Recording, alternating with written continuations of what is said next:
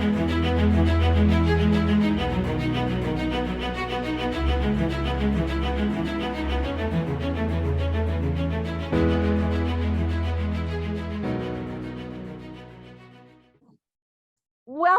everyone, and thank you for joining us. I am thrilled, as I always am, when there's a chance to speak with Tracy Borman about another book, about the work she's been doing. She is doing so many things right now, and I am thrilled to welcome her to the podcast and thank her also for being on camera. So welcome, Tracy, and thank you. Thank you so much, Caroline. It's lovely to be back. I always just absolutely love our chats, and the time flies by.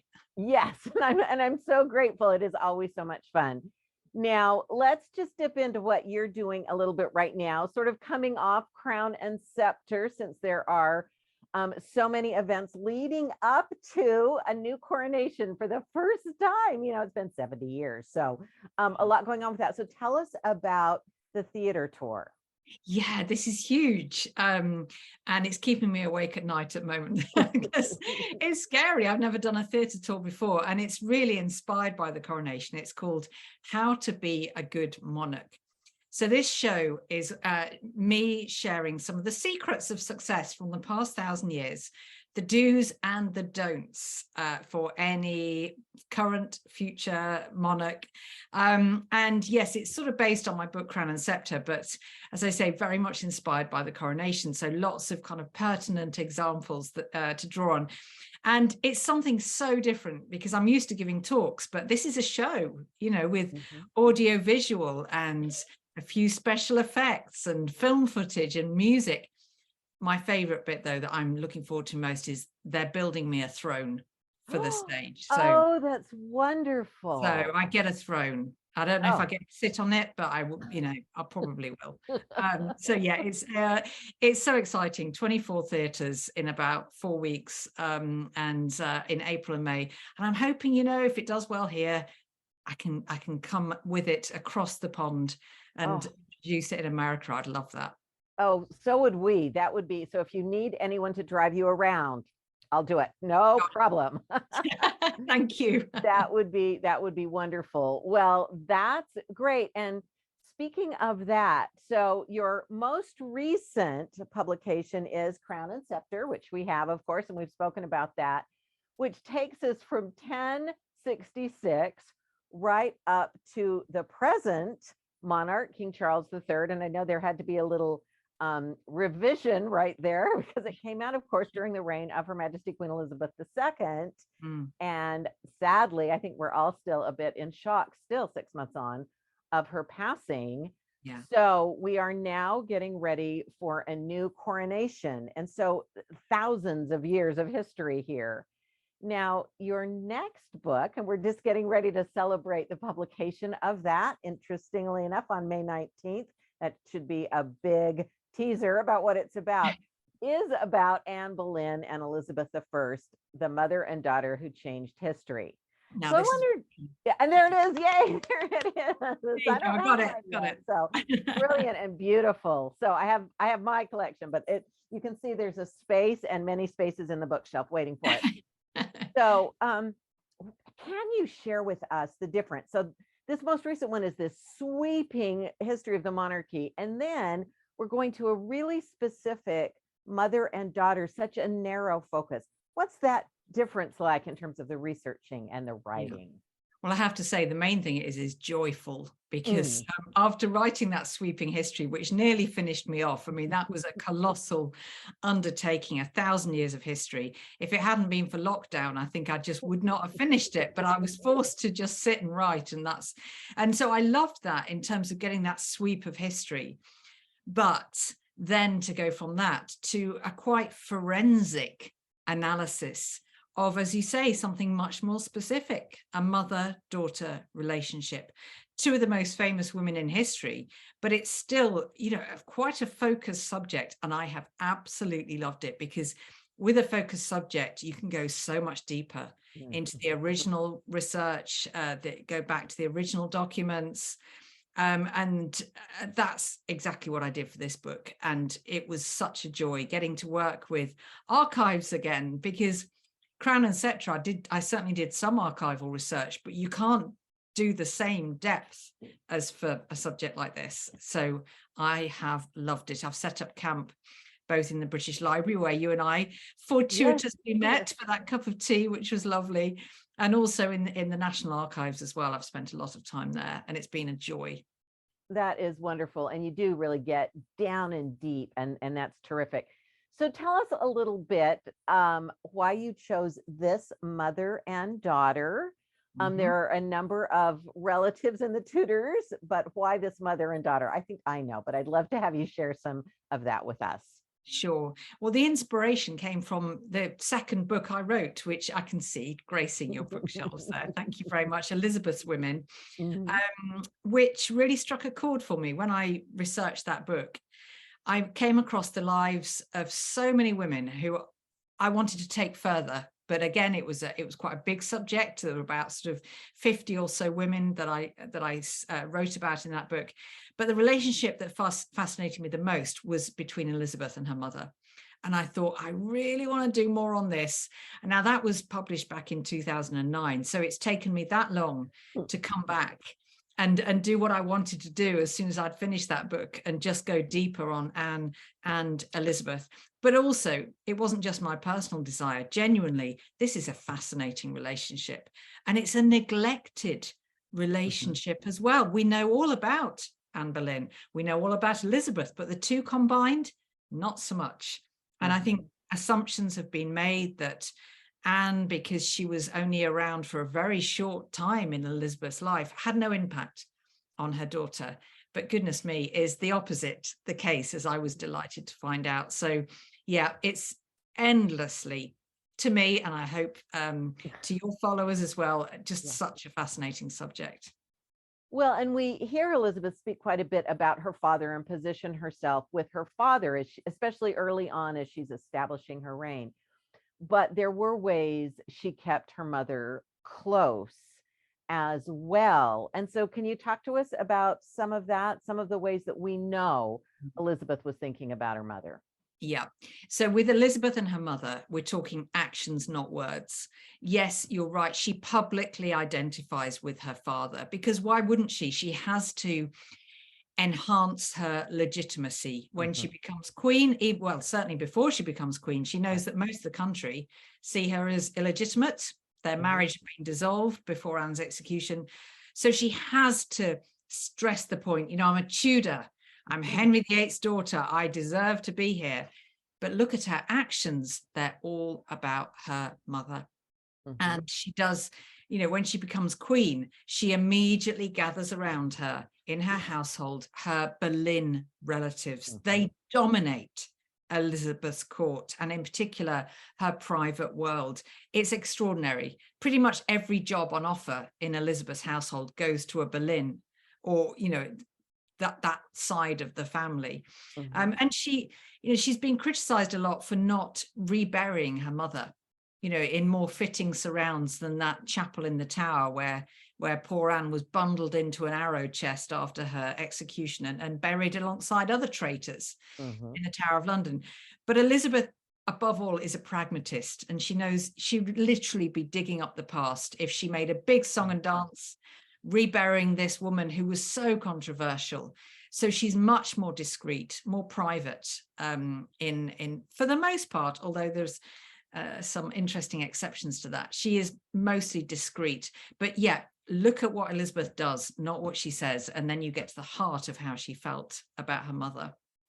Right. And I think that's something really exciting for us to take a look at, because there are some really compelling items as evidence. We've talked about that wonderful checkers ring that's, I'm certain, I 100% believe it's a portrait of her mother with her in there.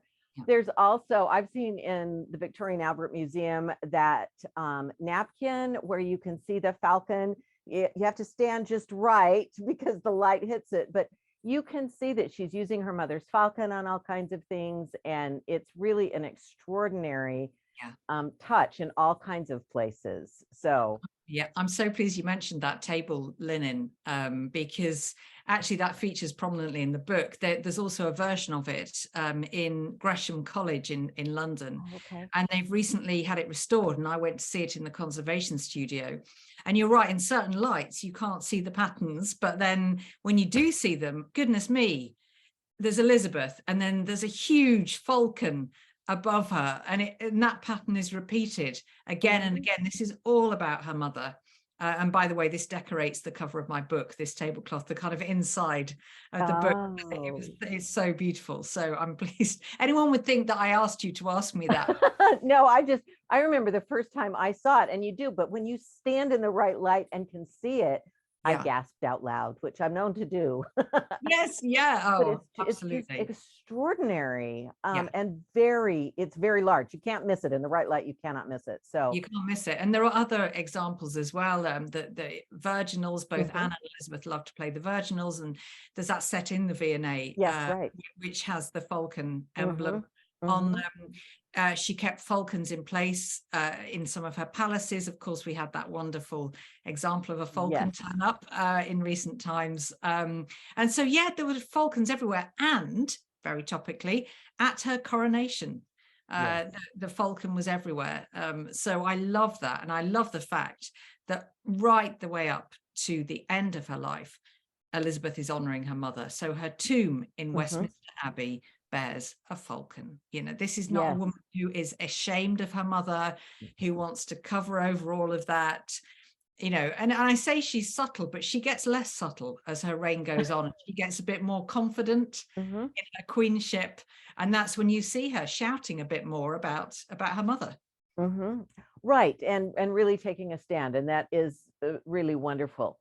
Now, I know one of the things we chatted about back when we met at the British Library is the title, Anne Boleyn Elizabeth I, and the subtitle, The Mother and Daughter Who Changed History. So why did they, or how did they change history? Give us some examples.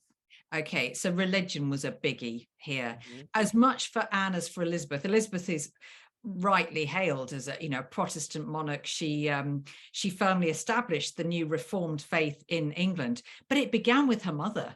And Anne was absorbing all of these reformist ideas during her years in France before she came to the English court. And she was a real committed reformer. Now, she had to be careful about it because heresy was a word that could, bandied about.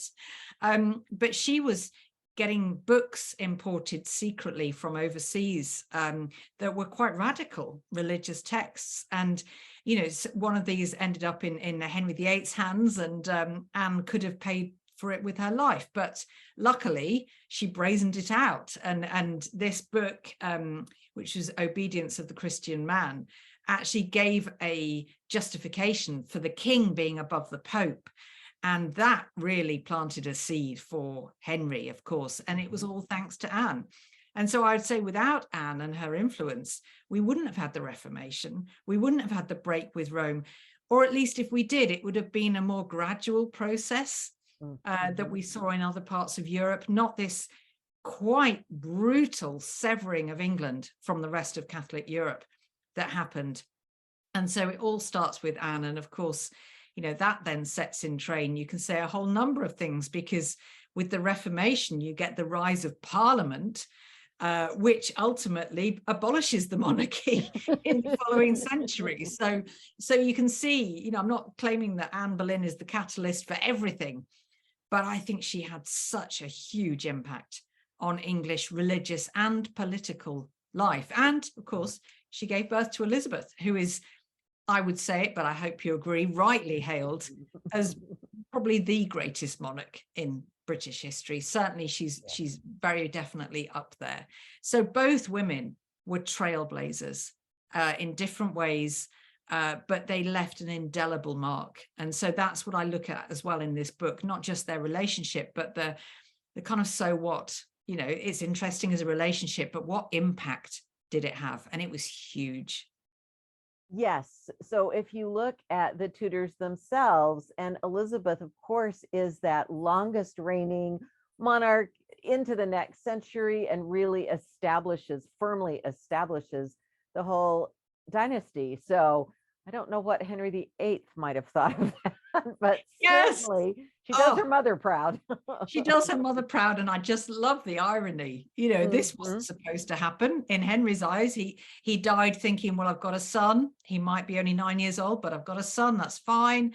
He'll have a long reign and he'll have children. He probably didn't really give a thought to Elizabeth, Yes. just his youngest daughter. And yet she's the one who goes on to be the glory of the Yes. Tudor dynasty. Now, I have read a theory and I mention it in the book, but I kind of think it's taking it too far. And the theory is that Elizabeth deliberately destroyed her father's dynasty by not marrying. So as an act of revenge against Henry VIII, she remained the Virgin Queen because she knew that meant the Tudor dynasty would die out. I personally don't think that. And also, it wasn't as kind of black and white as Elizabeth revered her mother, so therefore she had to hate her father. I think she revered her father, Yes. but saw him as being fooled, tricked by the men around him into getting rid of Anne. So that's how she kind of squared that, I think, in her head, the fact that her father had ordered her mother's execution. I think she kind of, came up with that scenario, or, there was evidence for that anyway. But that was how she managed to reconcile herself with her father, I think. Well, and that's part of the pragmatism, because tapping into her father's reign was her best tool early on for establishing herself and her own reign. Yeah. So, that's so interesting to think about it that way. And it makes me think of Anne of the Thousand Days, that movie with Geneviève Bujold, and a completely made up conversation between Henry VIII and Anne Boleyn in the Tower, where she says, "My Elizabeth shall be queen, and my blood will have been well spent." I love that moment, even if it didn't happen. It should have. So it should have. We both love that moment. I actually quote that in the epilogue to the book, because it's like, this never happened, but I would love if I could go back and just tell Anne what was going to happen with Elizabeth, because goodness me, she would have died triumphant, because she didn't know, obviously, any more than Henry knew. No, and it didn't look good as Anne, as Anne was experiencing her fall. I don't think it looked good for Elizabeth to take the throne. So, but I'd love to think that maybe she thought that, even if the conversation didn't take place, because it's exactly one of my favorite moments in all of film. So, so tell us about, you've talked a little bit, but tell us about some of the challenges. You've talked about the joys of writing a really specific focus book. What were some of the challenges that come from this? Okay, the main challenges were set by Elizabeth herself, and much as I love her, there were moments of frustration, because particularly in her early years and her early reign, she was just so damn discreet about her mother that she didn't leave much of a paper trail.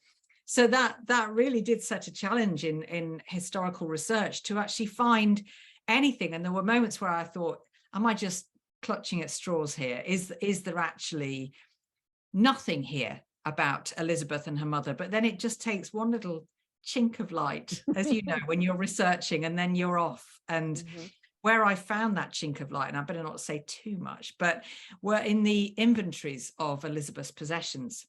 And so looking at what she chose when Henry VIII died, his 3 children were able to go through his possessions, really, and choose what they wanted for themselves. Now, of course, Edward got in there first because he's the boy and the new king. So he got first choice, and then Mary. But look at what Elizabeth chooses from Henry VIII's possessions, and it speaks absolute volumes. They're not the highest value items, but a lot of them are related to her mother. So it's often in things like where you don't expect to find it: account books, inventories. She's not going to leave behind a diary saying, "God, I love my mother," but you just look at what she's kind of choosing to surround herself with, and that really does reveal quite a lot. Right. Yes. And the people and the objects that were so important to her, that does. And I think, we can see some of ourselves, the things around us that might not. I have a Bible of my mother's that she's written in, and it's just priceless to me. Oh, because her handwriting and so yeah. those kinds of things really are, you choose what really speaks to you. And So isn't there something about that? I can just imagine how special that is to you, because having mhm, someone's handwriting, you're there, mhm, there's that mhm, connection with mhm, them. So handwriting, possessions, things that you know that person touched, mhm, mhm. they just mean so much, I think. Yes, yes. And I know Kate McCaffrey at Hever Castle has done some research on one of Anne's Book of Hours Mm, that was passed among some of Anne's friends and ends up, we don't know for sure, but it does end up with the mother of one of Elizabeth's ladies in waiting. So it makes sense that Elizabeth may have been able to see that. yeah, I love that thought. And I think Hmm. I love thinking about what other things survived from Anne's possessions and where did they end up. And we Hmm. know, for example, that glorious Anne Boleyn cup that's now Hmm. in the church at Cirencester in the sort of Right. west of England. And we know that came into Elizabeth's possession. And it's got that lovely falcon on Falcon. top. The Yeah. falcon gets everywhere. It really does. Yeah, so I It's think she ended up with quite a bit from her mother. okay. All right. Well, that's great. And that is really nice to think about.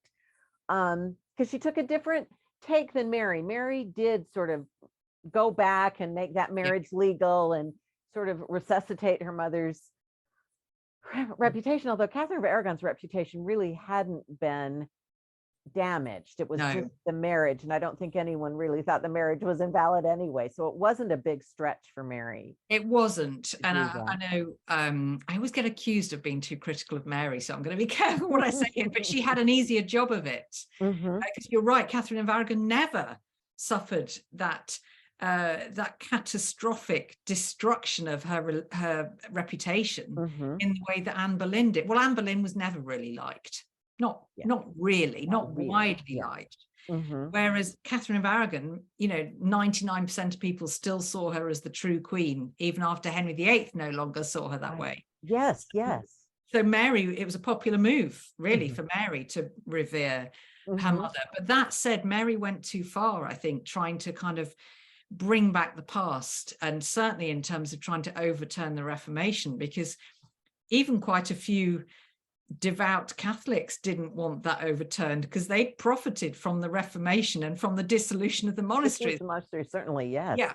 So I think Elizabeth learned from that. She learned a lot from her sister's example, I think. Yes, and that you don't necessarily want to marry the King of Spain. That Yeah, might not be a good idea. Yes, exactly. yes, Yeah, and yeah, and some other things. yeah. Well, and that's very true, but it's exciting to hear about ways, maybe not public, big, showy ways, but other ways Elizabeth did revere her mother. Mm. So, without revealing too much, because of course we're all waiting to get the book, but Yeah. without revealing too much, can you talk to us about maybe any surprises that you came across Mm. as you were researching and writing the book? Yeah. So there were definitely some wonderful surprises in those inventories, and so satisfying. Just amazing standout moments. But I guess what surprised me as well, by the end of the research, I would say what surprised me was the sheer wealth of evidence, Mm. just that speaks to how Elizabeth revered her mother, how she tried to rehabilitate her. So that surprised me. But something more specific is that, yes, I've said a lot about how Elizabeth was discreet and it's actions, not words. But early in her reign, when she's in a risky position because she knows she can't upset those of her subjects who see her as a heretic, and Elizabeth pretty much goes into battle on her mother's behalf. There is a huge diplomatic incident involving France, and it has Anne Boleyn at its core. Elizabeth is protesting against something that the French are doing, and it's insulting to her mother. And this is when really Elizabeth puts her neck on the line, because she shouldn't be upsetting one of England's most powerful allies, but she absolutely is, because she's furious that they have insulted her mother. And I can't claim to have discovered this incident, but it's not well known.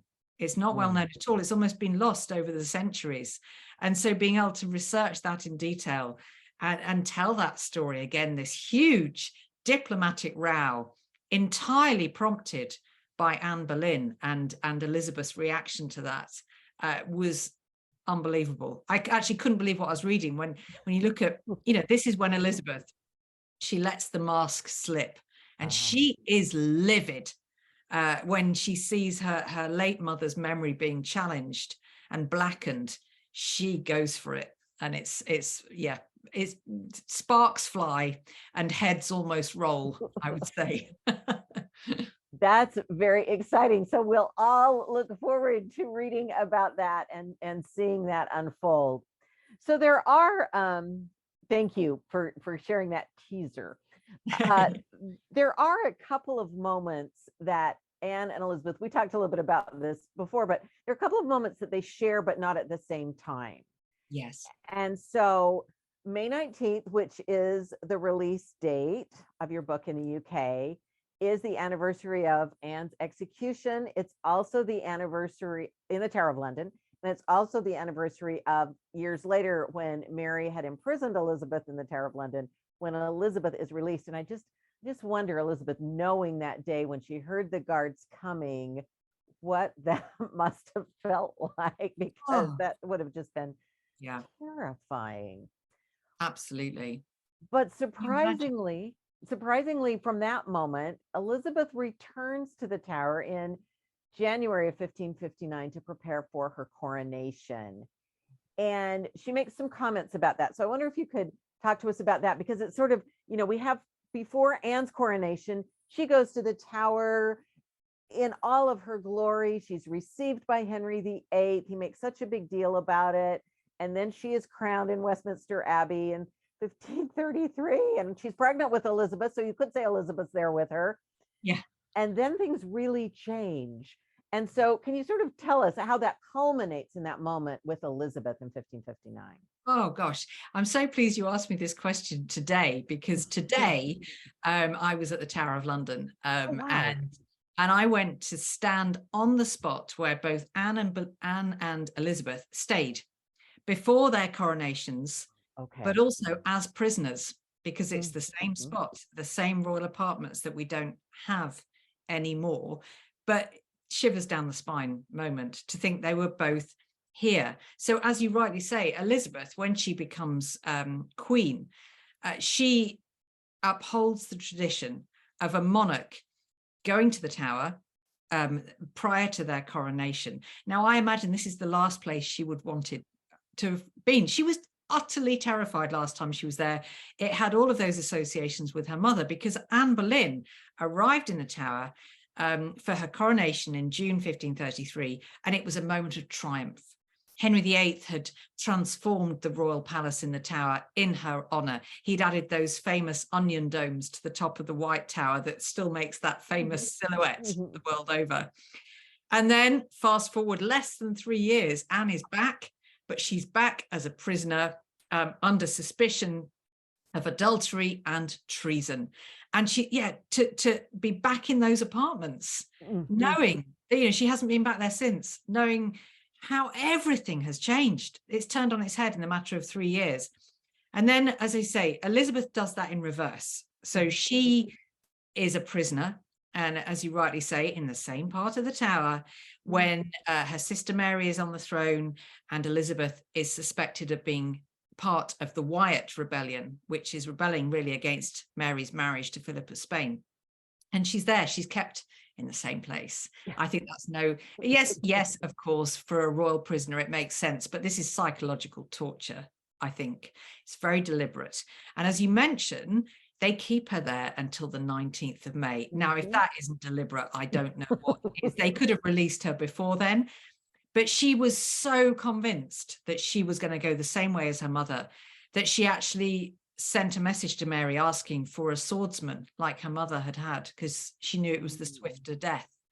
So she was planning for her death. She was preparing for it. And then on the 19th of May, she heard the jailers come, and she must have thought, that's it. They've chosen the anniversary to execute me. But instead of turning right out of those apartments and going to the scaffold site, she turned left and out of the Tower. But still, she was so traumatized that night, when she was taken away from the Tower, she told her ladies, I think I'll die tonight. I think I'll die. She still thought she was going to die.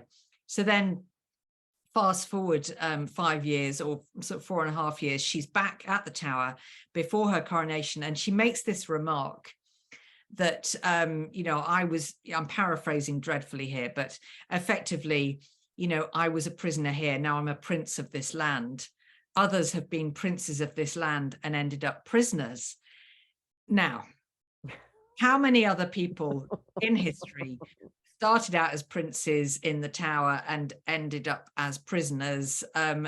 There are, you know, you can count on probably 2 fingers, I would say.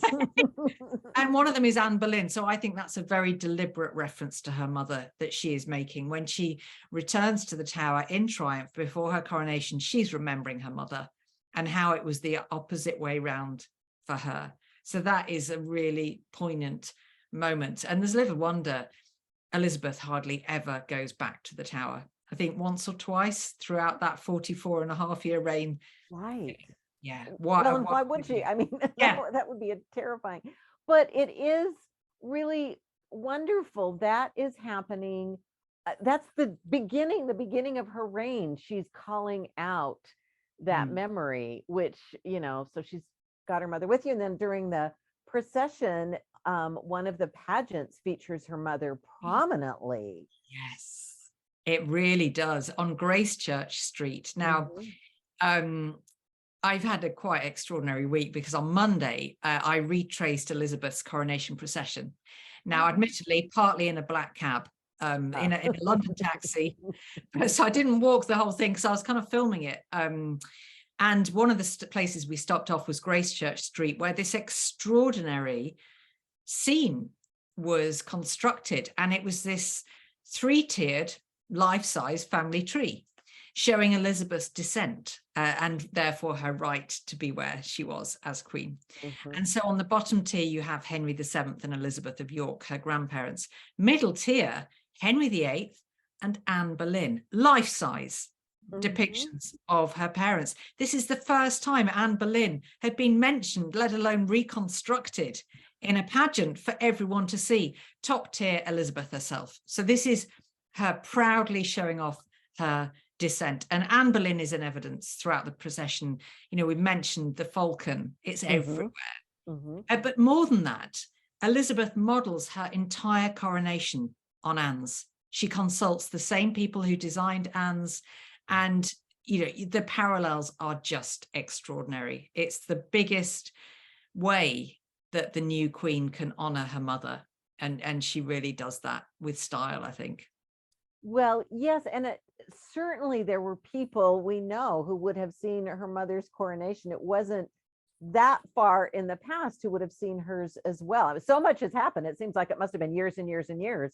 Yeah. But actually, from 33 to 59 is not so very long. So there would have been people who saw both coronations. Yeah, absolutely. And would have remembered, what we're talking about, maths is terrible, but 25.5 years or something. Yeah, that's just no, it's not that much. So yeah, you're right. Within living memory, there would have been people who saw both and would have been very aware of the parallels that Elizabeth was drawing, because of course it made sense for her to celebrate her father in that procession. Yes, because you know, she's a Tudor, but she didn't need to celebrate her mother, really. But she absolutely does. I would say, you know, I was going to say she gives her mother equal billing. She gives her mother more billing by quite a long way in that coronation. Yes. And when she talks about being fully English, she talks about having an English mother as well. And that's a little jab at Mary, I think. Yes, isn't it? I'm not half Spanish, you know? Right. And I'm not marrying that way. So that's great. So as you're writing the book and finishing up the book, and what would you say are some of your, and I know you can't give too much away, but your favorite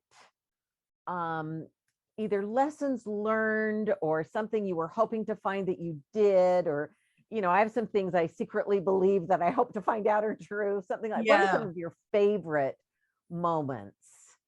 Oh gosh, the favorite moments that stand out for me. I remember, I think it was the day you and I met in the British Library, and I was there to look at this incredible illuminated manuscript, which was given to Elizabeth early in her reign, and it was her family tree, going all the way back to the ancient Dukes of Normandy. And it's this huge book, beautifully illustrated. And you know how some of these manuscripts, it looks like it was made yesterday. The colors just pop. It's extraordinary.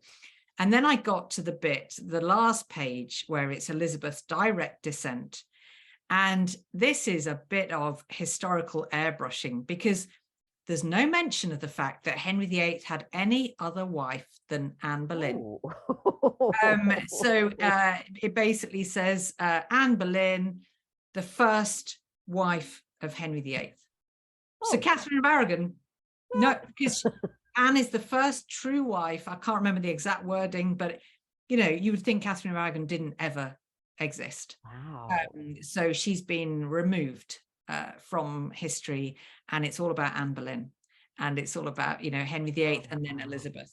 And this was presented to Elizabeth, as I say, early in her reign as a gift. But you do wonder with some of these gifts, had Elizabeth just ordered that? You know, like with the locket ring, we don't know if she was given that or if she had it made. And I wonder with this family tree, it's a bit too good, I think. Somebody just to have coincidentally decided this would make a great present. So that was a real moment. And I think for me, it's always the archives that are the standout moments, whether it's the inventories or the, you know, her household accounts or something like that extraordinary family tree. But what I also did with this book, because it was a more specific subject, I had the luxury of doing a lot more getting on the road and just visiting places connected with Elizabeth and her mother. Now, I'm lucky to work in a couple of those, you know, and Tower and Hampton Court, but you know, there were other places. Hever Castle I spent a lot of time in, which was an absolute joy.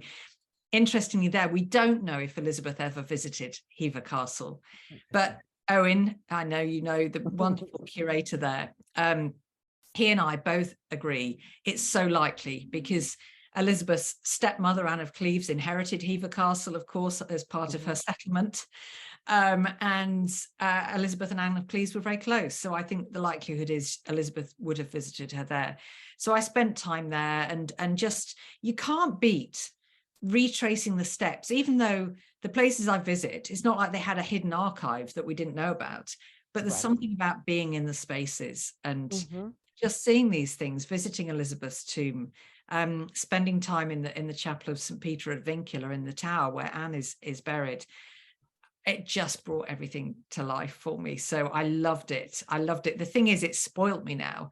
And so I want to do that for every book. So I can no longer write any big subjects because I wouldn't have time to do that. But yeah, you can't be just being in the space, I think, to get inspired. Well, and there are some really extraordinary, as you mentioned, Elizabeth's tomb in Westminster, Anne's burial in St. Peter's at Vincula, which we can also visit. So that's really great. We can all go to Hampton Court and Hever and some of those wonderful places. So it really is amazing to walk where they walked. Yeah.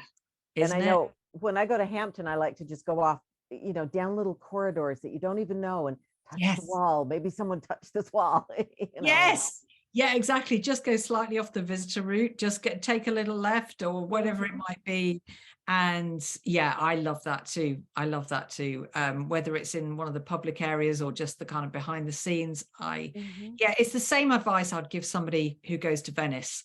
Just get lost somewhere in the nicest possible way. Just don't follow the prescribed route. Just go and explore, and you don't know who might have walked in those little alleyways that you discover. Yes. I love it too.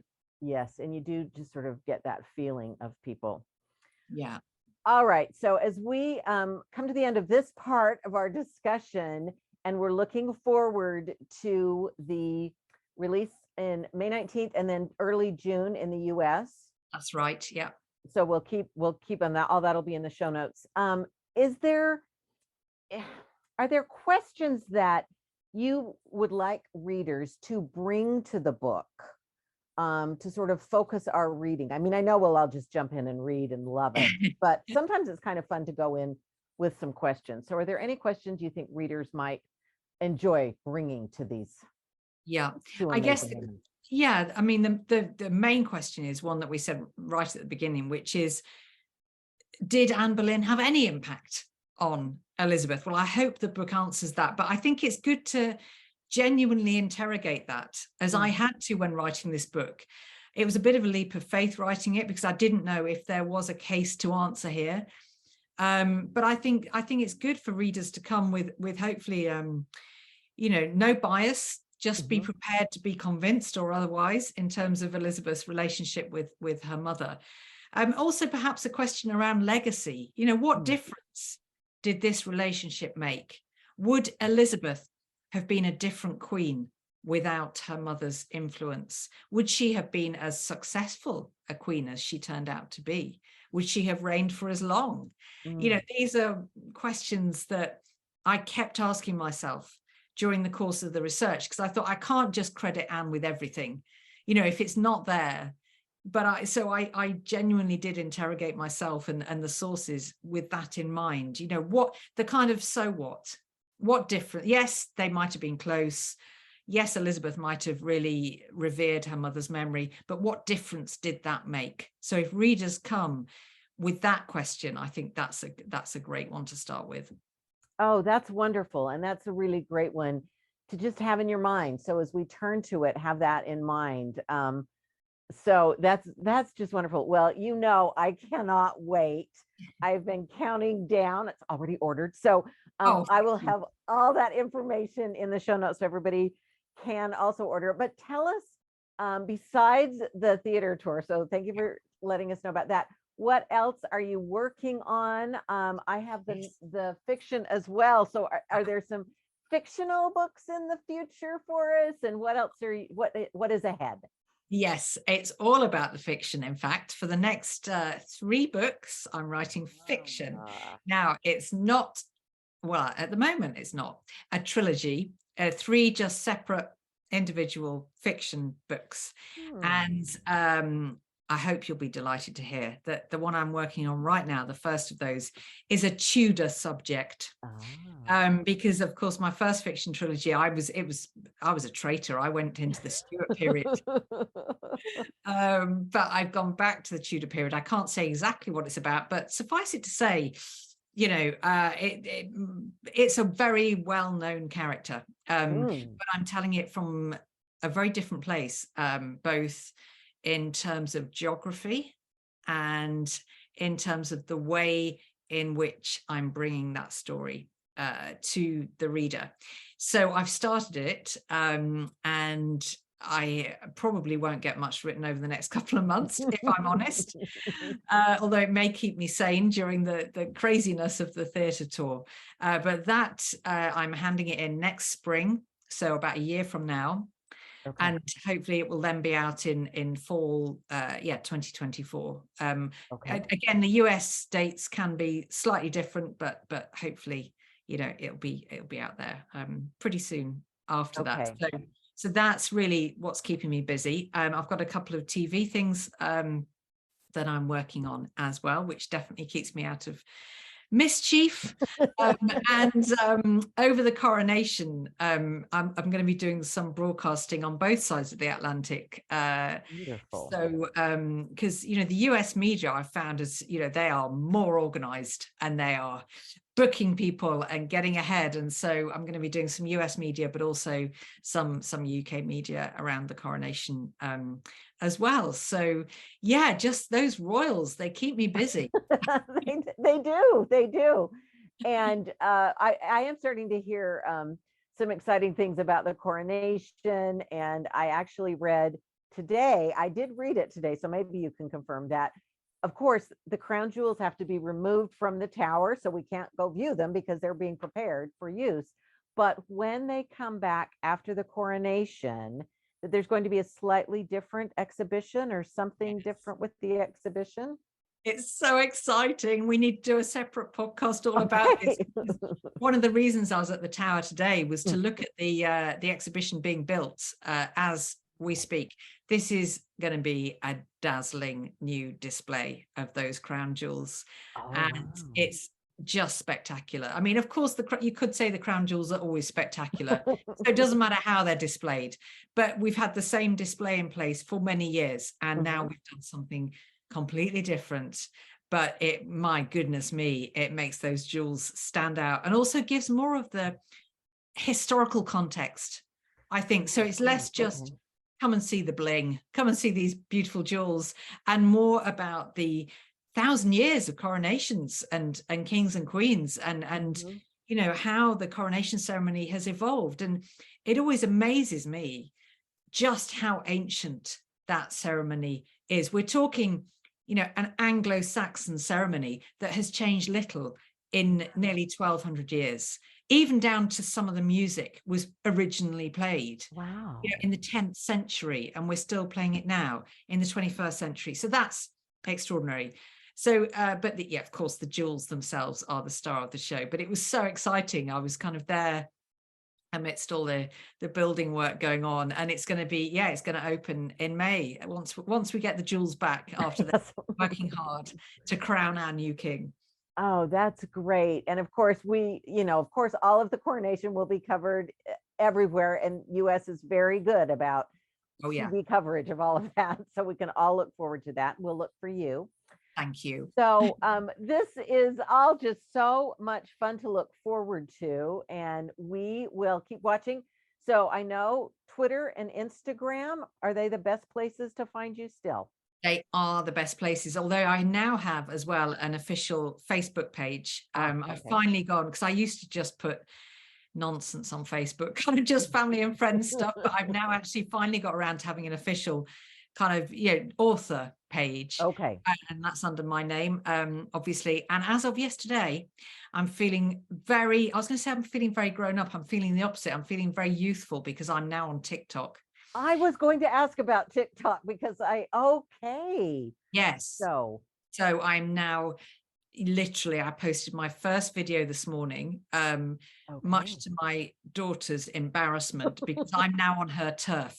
This is her turf. And she was like, that video you did, Mum, no, just no. Just no. Just no. So I'm going to have to obviously polish my TikTok skills. But yeah, I thought it's about time I got on there as well. Okay, so we can find you, and is that with your name as well? That's with my name as well. Yeah. Okay. Well, I'll have to look for that. I haven't been, but I will look now. I know I can just about cope with Twitter and Instagram. Now there's this other thing I need to do. Another thing, yes. So, but that's good. We'll have all those links, of course, in the show notes. So, well, thank you, Tracy. This has been such a delight as always. I so appreciate your coming on and talking to us, giving us a sneak peek of this book. Of course, we'll release the podcast closer to publication, but it's very exciting to learn more about just these two remarkable women, and what an exciting way to look at them. So thank you for that, and thank you so much for coming on, and we will be watching you and all the things you're doing. So best of luck with all of it. Thank you so much. It was an absolute joy. I knew it would be, and I knew it would be, the fastest hour of my day or week, because the time just goes when we're chatting. And so it's been so much fun. Thank you for having me. And I think we've already come up with at least 3 excuses to do this again. Yes, absolutely. So thank you. And I will hope to see you next in the British Library as well. Perfect. Thank you. Thank